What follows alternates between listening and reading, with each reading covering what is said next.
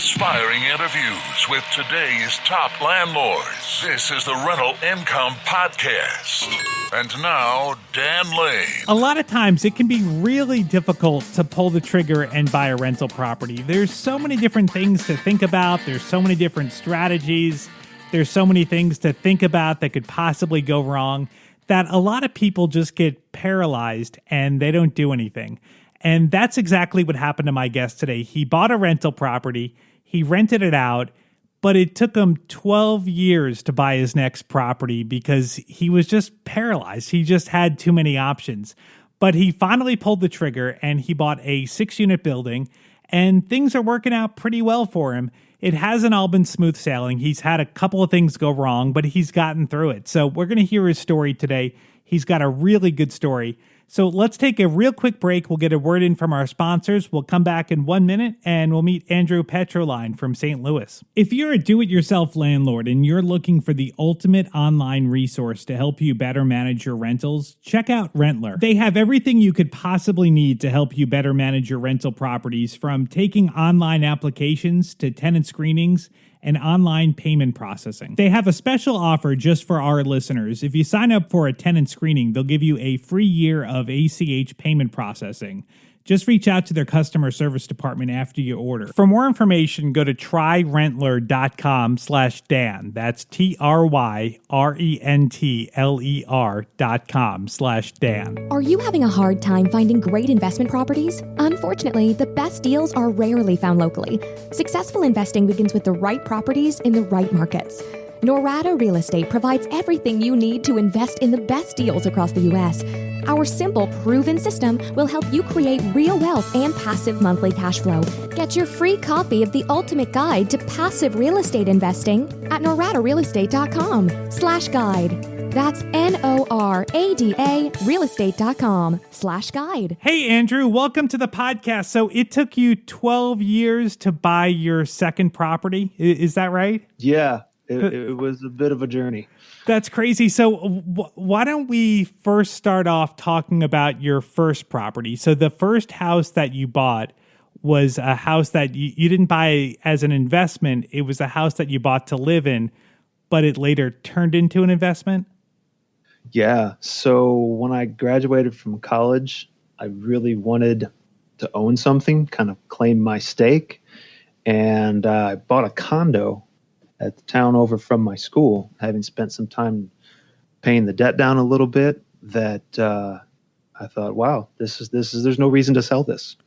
So you're renting it out, you're making some money on it every month, and you were thinking for a long time, I need to do this again. I need to buy more rental properties. But like, what held you back in that 12-year period? Like, what was stopping you from buying another property? I'm overly analytical. Okay. So I always kind of dancing on the edge of that. I would go to some meetups locally. I'd listen to podcasts. I'd do online research, but couldn't get myself to pull the trigger. I think because there's just too many options out there. Yeah. There's too many different ways to do what we do. And I couldn't narrow in on which one was right. Yeah. I mean, the thing that's tough about that is there's so many different ways to do rentals, and they all work. And at the same time, they all don't work. So it's like you got to just kind of figure out something that works for you and make it work. And I think that's the hardest part. So what put you over the edge? What was it when you got laid off? Yeah. So that kind of snapped me out of it, in my thinking that, okay, jobs are just too fragile. Mm-hmm. You know, I've spent a lot of time working in smaller companies, and when your livelihood is devoted to one guy's attitude that day, you know, he's just got too much control over your life, and that's always kind of scared me. Absolutely. And I mean, yeah, having one income stream, having a job where you have one income stream, I personally think is very risky. I think you're much better off having multiple streams of income. And I couldn't agree more. And especially when it's a small business, right? That decision's made by two probably one person that Right. you could say the wrong thing to and be out. Right. Totally. Totally. And so when that did happen, it was actually a systematic layoff. I was actually in a big company at that time. And, it brought all this up again, thinking, all right, I need to be not so focused on just one income stream, but have something else that is mine, that pride of ownership to kind of motivate it. And my wife, who had heard me babbling about this for those 12 years, finally called me out and said, you know what, you need to shut up or do it. And as always, she was right. And so I started to poke at things a little more seriously, reaching out to those contacts I had met through meetups and that. And it's actually pretty weird how I found this building. I was looking at one in the town and didn't know the area. I had to go a couple towns over to something where the numbers made more sense. Saw a unit being renovated across the street and just walked in, talked to the guy for a long time, what are tenants like, how easy is it to flip, how many do you have, and finally stopped me because you need to talk to the owner. That's not me. And I'm like, oh, okay. Got his number, learned that this guy, I guess, never slept. He is 73. He's got 75 doors, and he's still working full time.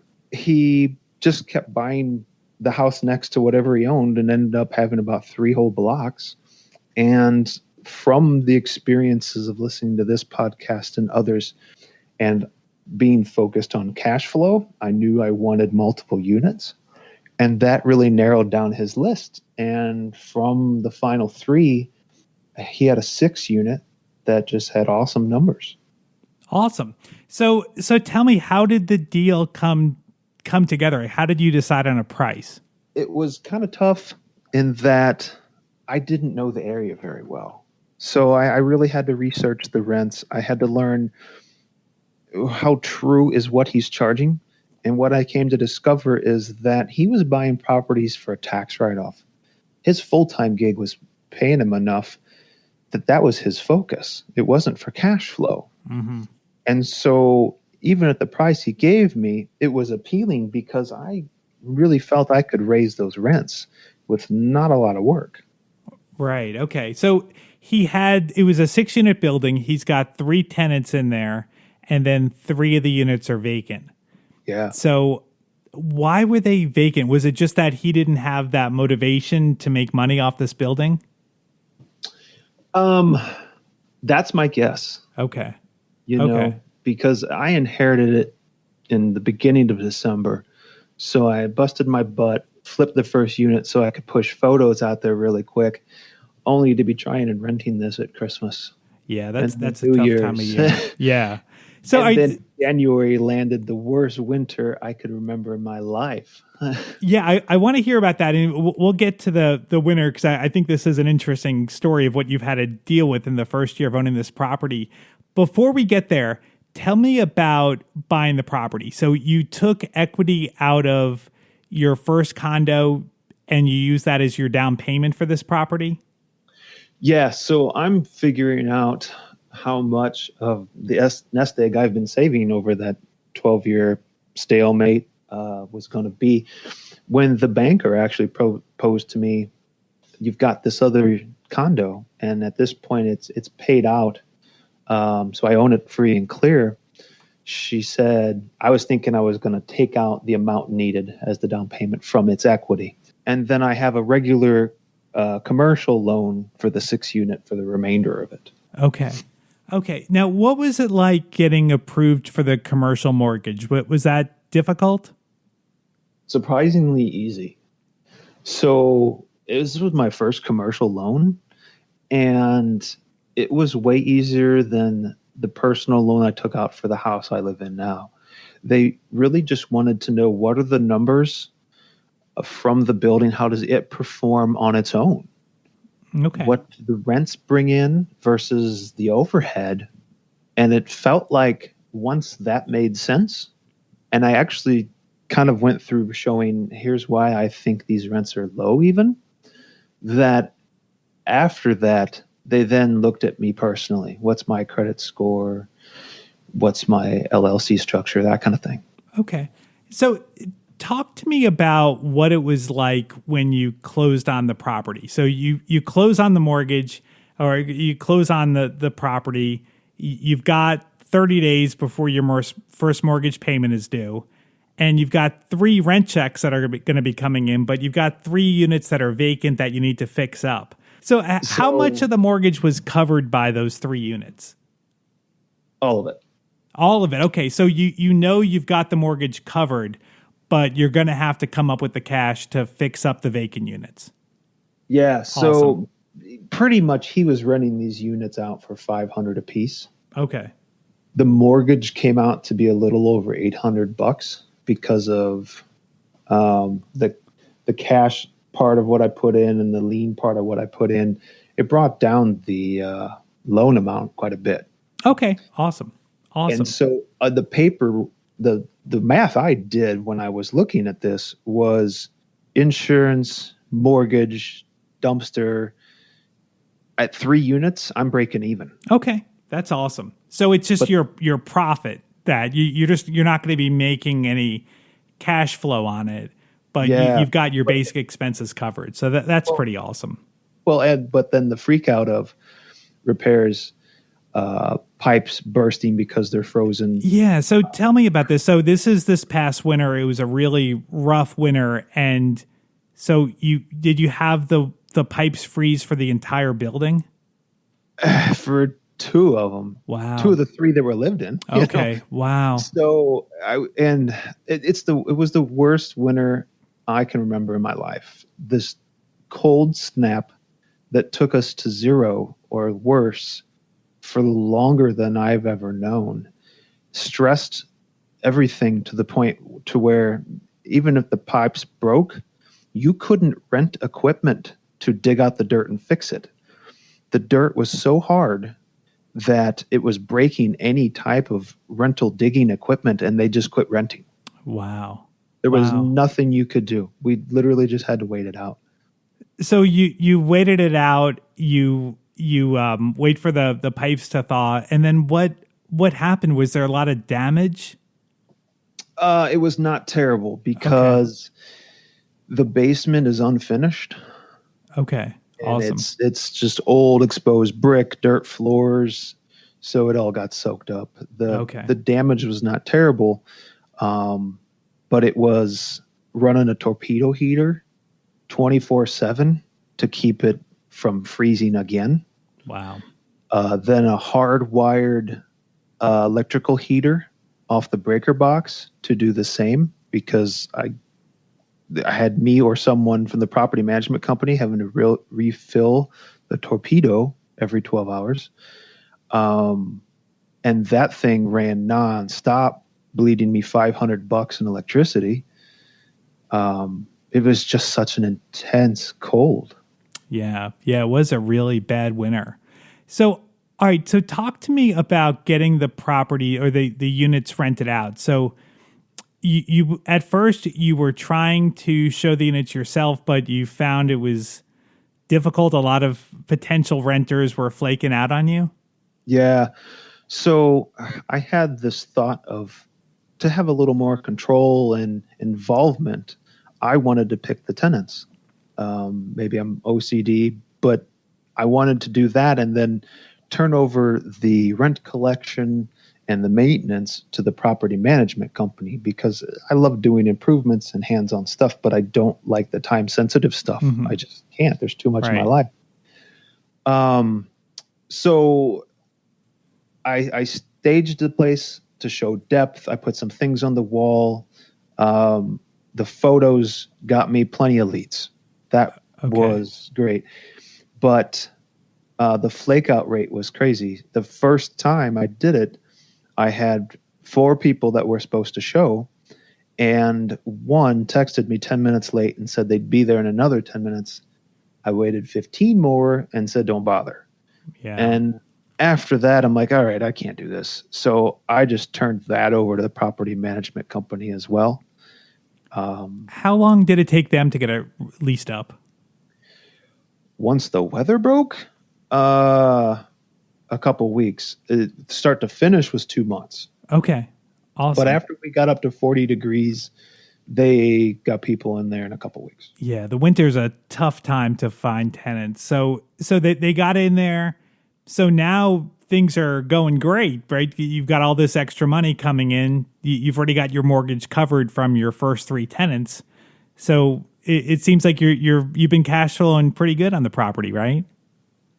I have, and I've had a couple blessings pop up. One was backdated HUD checks. I inherited a HUD tenant, and so when that showed up, it helped me catch up from some of the winter maintenance. 3 weeks ago, I had one guy just pop smoke and take off and leave everything behind out of nowhere. Was pretty crazy, but he paid out his lease. Oh, that's awesome. Wow. It was. Did he say why? Or did he say what was going on?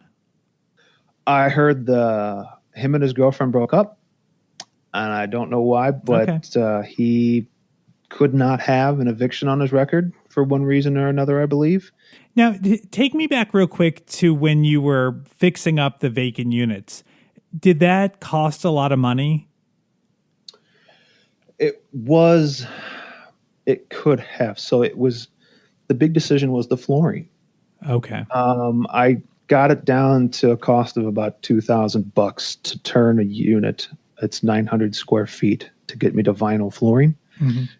And so it was, do I eat this now or try and get one more tenant in here and then do it? Because I had bled so much over the winter, I decided I've got to rent it. Even if I got to take a bit of a cut with the market rate, right, I've got to catch back up. Right. So I did the minimal stuff. I changed out all the lighting fixtures to something more updated. Because again, the guy I bought it from had it since the 70s.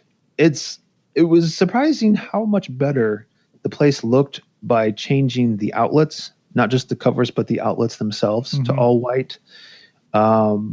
Paint and changing the golden fixtures to white, or kind of a cheap wood knockoff, to LED lights to really shone brighter. It turned around a lot better for maybe $200 a unit. Yeah, it really doesn't take much. I mean, you're right. Updating fixtures, like outlets, little things can really make a big difference. And I'll say that was $200 a unit with me doing the work. Okay. Double that if somebody else right. was. So after you've had this success, it seems like things are turned around. It seems like the building's going well now. Do you see yourself doing it again? Or do you think you might wait another 12 years to... The 12 years from now, I'll be retired probably. But yes. But again, stuck with the juxtaposition of how, because there's so many options.